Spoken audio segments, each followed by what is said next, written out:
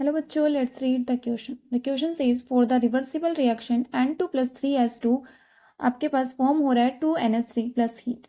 The equilibrium shifts in forward direction. इस reaction के लिए इक्विलिब्रियम फॉरवर्ड डायरेक्शन में शिफ्ट होना चाहिए तो कौन सी कंडीशन सेटिस्फाई होगी?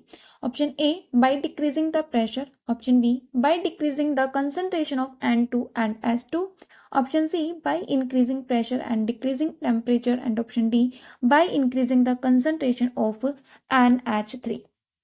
इस क्वेश्चन का हम सबसे पहले की कॉन्सेप्ट देख लेते हैं. की कॉन्सेप्ट, ये क्वेश्चन किस कॉन्सेप्ट पे डिपेंड है? तो ये आपके पास एक्सप्लेन होगा विद द हेल्प ऑफ ले चार्टलियर प्रिंसिपल. ले चार्टलियर principal,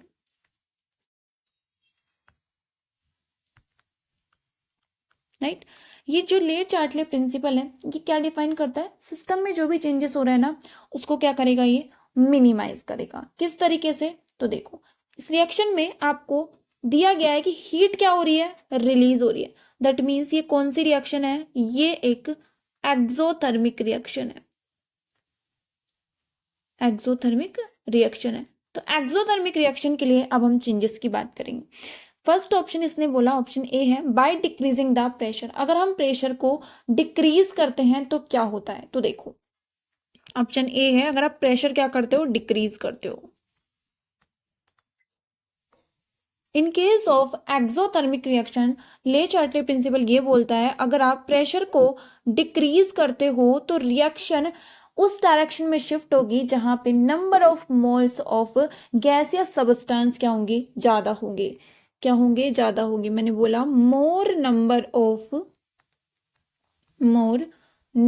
of moles of gas या सब्सटेंस.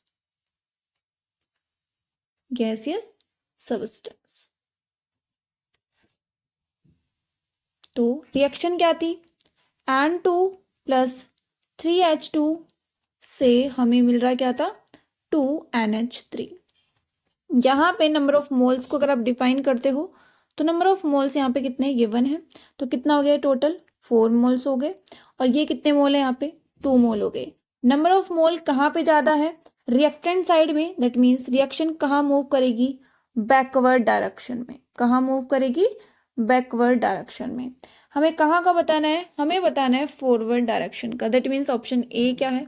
इनकरेक्ट है. ऑप्शन बी देखो, bye decreasing the concentration of N2 and S2. इसने बोला है कि ये जो आपका N2 और H2 की जब आपने रिएक्शन कराई और ये जो NH3 फॉर्म हुआ, अगर हम इस रिएक्शन में ये N2 और S2 की कंसंट्रेशन को डिक्रीज कर देंगे, अगर कंसंट्रेशन डिक्रीज होगी तो रिएक्शन फिर से कहाँ शिफ्ट हो जाएगी? बैकवर्ड डायरेक्शन में शिफ्ट हो जाएगी. कहाँ शिफ्ट होगी? बैकवर्ड डायरेक्शन में. दैट मीन्स ये भी क्या होगा? इनकरेक्ट होगा. आगे बोला है bye increasing the pressure and decreasing the temperature.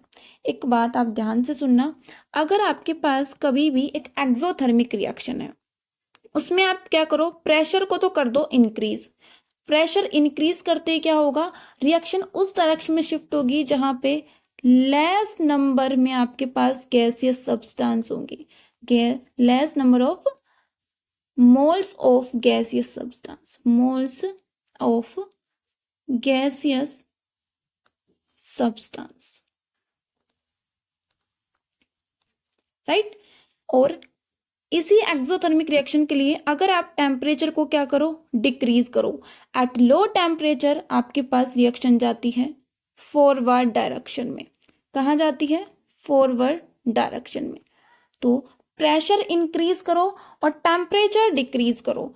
Increasing the pressure और डिक्रीजिंग द टेम्परेचर, तो रिएक्शन मूव करेगी फॉर एन एक्सोथर्मिक रिएक्शन. कहाँ पर? फॉरवर्ड डायरेक्शन पर. ठीक है, कहाँ मूव करेगी? फॉरवर्ड डायरेक्शन पर.